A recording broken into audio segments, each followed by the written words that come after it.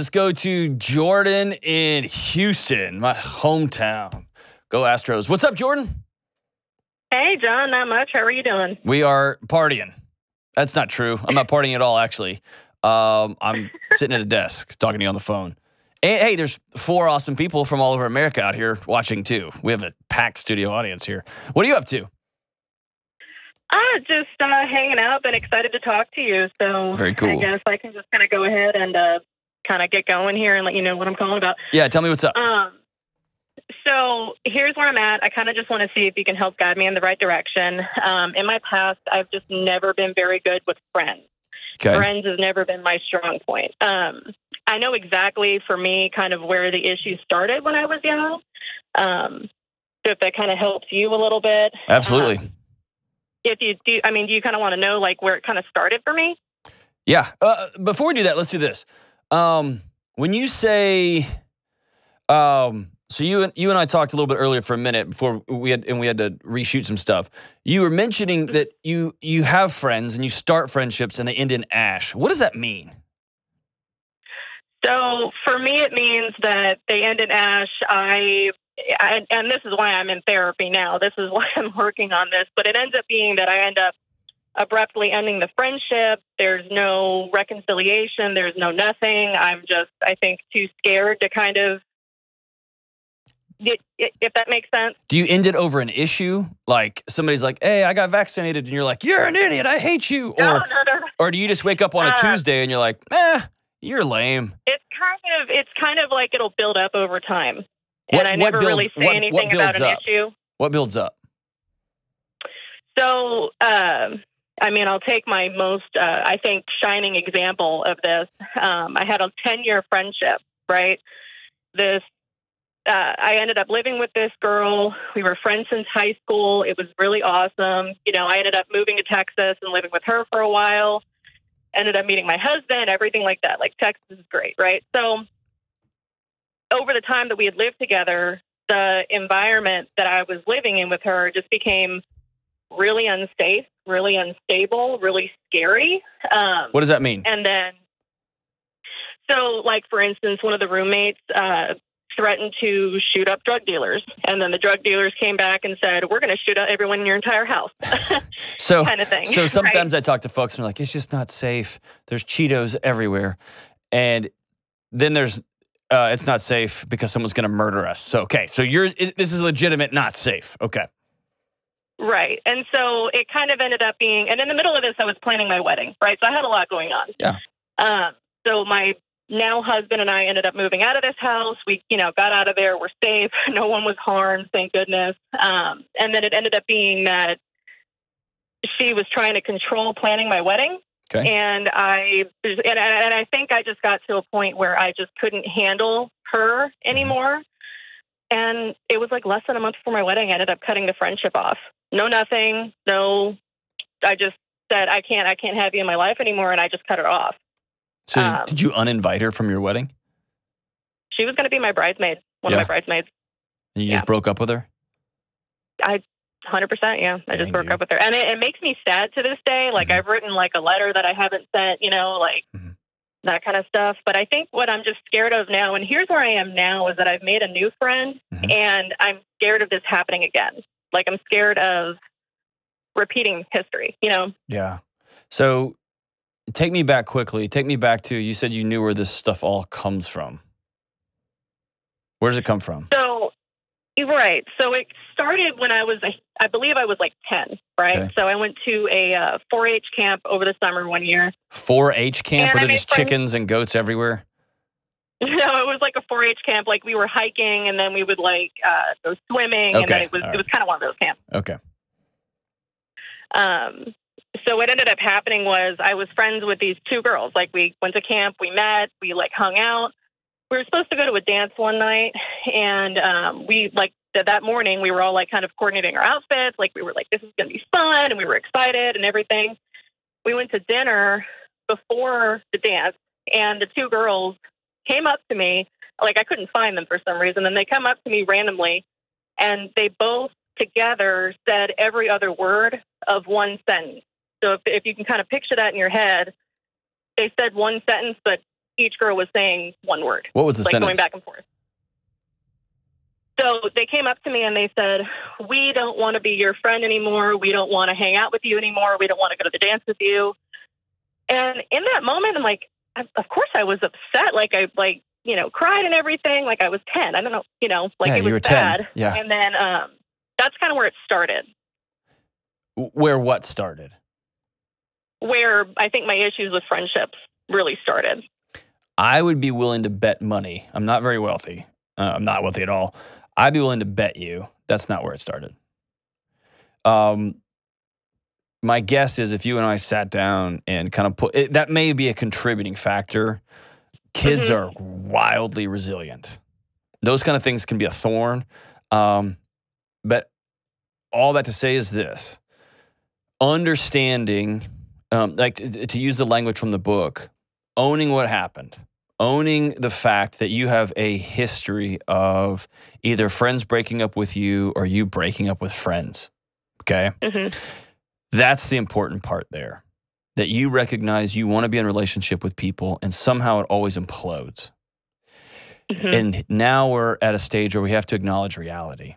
You have found yourself relatively alone, and you found yourself always something happens in these friendships. How truthful can I be with you? Can I be super truthful? That's why I called. Okay. Yeah. Whenever somebody calls me, usually this call is about dating, right? I've dated 10 people and it always blows up spectacularly, whatever. My question is always, you're the common denominator in all 10 of these relationships. What are you bringing to the table? So I would ask you that in this similar situation, because at the end of the day, you can't control these other people in your life. What are you bringing to the table that is making these relationships extra combustible? Or what are you bringing to the table that puts this pressure on a relationship to exist or not exist? That's a really good question. I think because here's what I don't want you to do. I don't want you to keep looking at the finish line, because there's not a finish line with friendships, or the finish line is death. Okay, and friendships take an up and down, all over the place role depending on what season you're in. Some of my closest friends on the planet I've been traveling all over the country, speaking at companies and events and things like that. I just don't see my friends very much. We text. And then when I'm home, I see them much more regularly. And I was just visited some guys that I haven't seen in several years, and we picked up and we were running around this dude's ranch in Texas. We picked up just like it was yesterday, right? But now we're just older and more wrinkled and dumber. And then we went to, right? So some of it's about seasons, but so I don't want you to focus on the metric. I just want you to focus on the connectivity. What are you bringing to that connectivity that makes you feel like this thing's going to always end in ash, which then certifies that assures that it's always going to end in ash? I think what I'm bringing to the table is the expectation that it's going to at some point. Honestly, I think I just kind of expect it to end at some point, and sorry, I wish I had a better answer. I'm actively thinking about this. That's a great thing. So you've probably heard this analogy. There's a bow hunting, an archery analogy that comes from skiing. When you have those downhill skiers that are running through the forest, you can't look at the trees, because if you look at the trees, you'll hit them every time. You have to look at the space between the trees, and that's how those skiers fly through those forests. And when you're doing archery or you're bow hunting, you can't look at the limbs and try not to hit the limbs. You have to zero in on your target.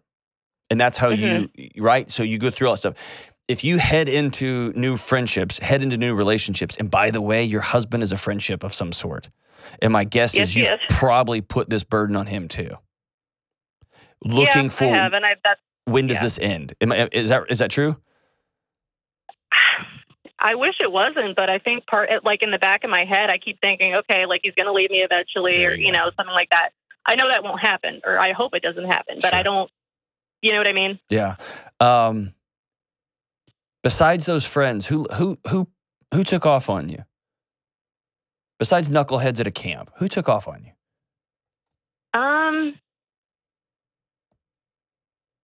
No one. No one really left me per se. I mean, I know I grew up in a household, but there was a lot of yelling. Let me back up the other side. Someone doesn't have to leave you. Who didn't welcome you? Because there's trauma can be both what somebody said to you, what they did to you, but it can also be what didn't happen to you. Somebody should have told you this house only runs because you're in it. Someone should have told you, I love you, and I'm glad you're my kid. Yeah, no one ever really told me that. I mean, I got I love you a lot, but I never really got like, I'm grateful you're here. I never really got like, you're a essential part of this household. I grew up with a lot of yelling. Okay. So let's not necessarily at me, but watching like my dad yell at my sister growing up. That was really hard. Yeah, and for a kid, you can hear the words "I love you," and your body can react to the unsafe environment with which you live, and that creates chaos, right? Right.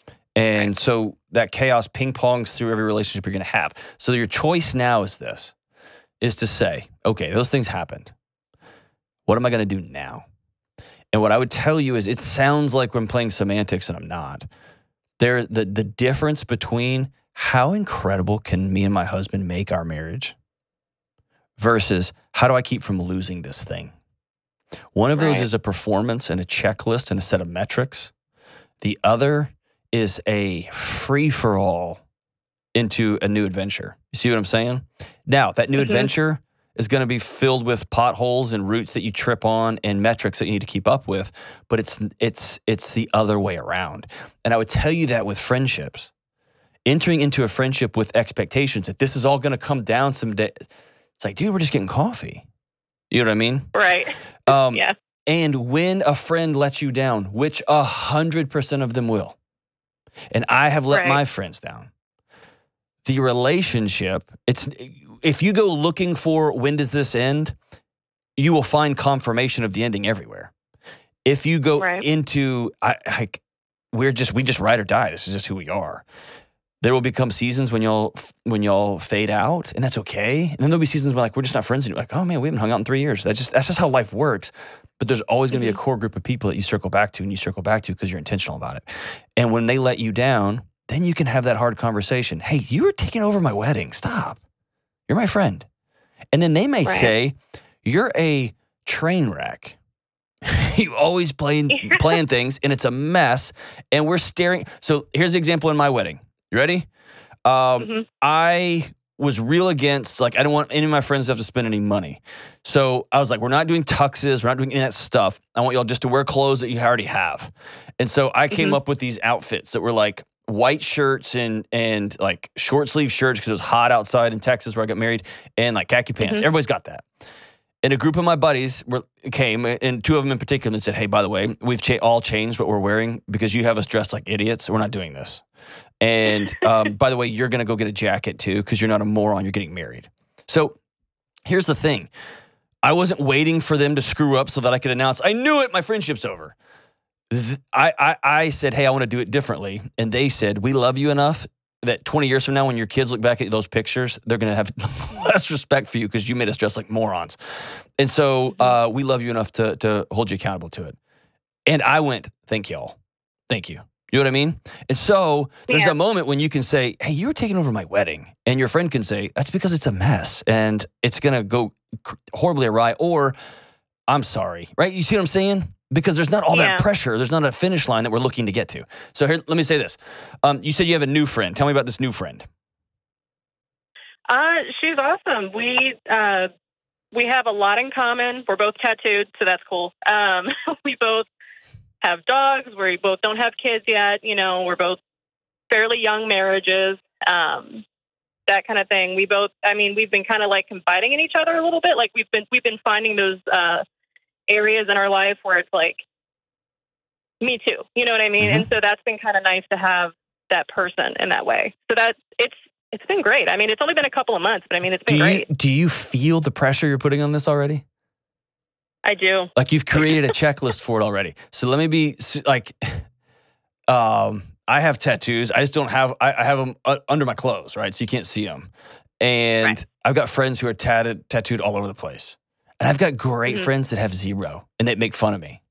And I've got friends, does that make sense? So what I would tell you is instead of looking for a bunch of, oh yeah, me too, oh yeah, me too, oh yeah, me too, ask yourself how your body feels in their company. Okay. Ask yourself, like, when I say something kind of vulnerable to this person, I feel safe, or I don't feel comfortable. That's a totally different question than, oh, look, we have the same shoes. Oh, look, we have the same hair. Oh, look, we have this. Like, that's a recipe for disaster, because there's going to come a point when the next election rolls around and you're like, I'm super voting for so-and-so. And she'll be like, I'm voting for this person. And you're like, there it is, the end. And you'll be like, son of a, and then it's going to be over. It's going to be a bit, don't do, if she's your friend, you can be like, oh man, I think you're an idiot. And she'll be like, no, you're the idiot. And then y'all can have the discussion, and then you can have some more nachos. You see what I'm saying? Yeah, I do. So let me say this. All relationship, 100% of them, is a risk. I don't care if you're 85 and you've been married for 40 years. 40 years in one day, when you tell your husband, hey, I was hoping we could travel here. And he might say, I ain't traveling. We don't, the liberals or whatever he's going to say. You just took a risk and you got shot down. Right? You're 80 and you're running into the last years of your life, and you just want to go see what San Francisco looks like. And husband, I ain't taking you. Right? You just run into that. Mm-hmm. That's a risk. It's always a risk. Meeting new friends is always a risk. It just is. And so what I would tell you, and if nobody has ever told you this, I'm sorry. I hate that I'm the first one. You're worth being friends with. And you're going to be I promise you, Jordan, you're a weirdo. Everybody is. And somebody will be friends with your little weirdo-ness. Or they'll put up with your weirdo-ness, and you'll put up with their weirdo-ness. But trying to perform and checklist your way through a series of friendships is a fool's errand. It's going to end in ash every time. So I'm kind of on a kick lately. And it started with me just changing my diet up some. And I'll talk about that in a future episode. But here's what I would challenge you on. You've done friendships this way. How old are you now? I just turned 30. Okay. 20 plus years. This is how you've done friendships. Yeah. I want to challenge you to look around your environment and acknowledge reality. This is where you've landed with basically zero and your husband. Mm-hmm. Let's commit to trying something different. Okay. Let's commit to stop looking for the ending. When you find yourself saying, he's probably just going to leave. Stop that thought. Say, no, stop. He's not leaving. He's my husband. And then be curious about, why am I saying that? What is it about my day? What's going on in my life when I start to say things like that? Is it when he's busy? Or is it when I want to sleep together and he's playing video games with his friends and is it when bills are due? Is it when I'm hungry? Is it when I'm tired? Start asking yourself, when do these negative thoughts come into my head? And stop them before they become stories. Because when they become stories, then your body responds with a cascade of chemicals. Now you're off to the races. And so let's stop them way up ahead and always know I'm worth being friends with. And this person that your friend, like, she may become your best friend of all time ever. Or she just may be a great human being in this season. And then y'all will both get pregnant, and you'll be like, oh gosh, you're one of those moms? And she's going to be like, oh my gosh, she's one of those moms. And then you're going to find another gang, right? You see what I'm saying? Yeah. Take the pressure off. Here's what I'd love you to do. Go back through some people in your friendships in the past that you loved and that are quote unquote in ash. See if there's one or two or three of them. You can pick up a phone and call. And don't Facebook them.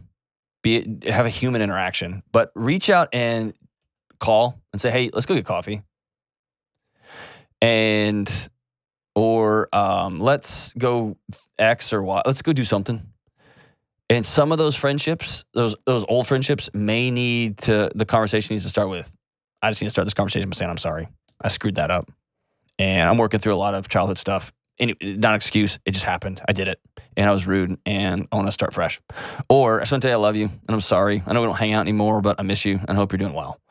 And see what it feels like. What it feels like to go back and say the words, I'm sorry. To go back to people that you have deep roots with and say, man, we got off sideways, but this tree didn't fall all the way over. And let's hang out. And with this new friend, stop going through the checklist. Just hang out, man. Just hang out. Enjoy your life. Enjoy your life. Enjoy your husband. Y'all create something amazing together. Don't try not to break up. And I hope you can tell the difference there.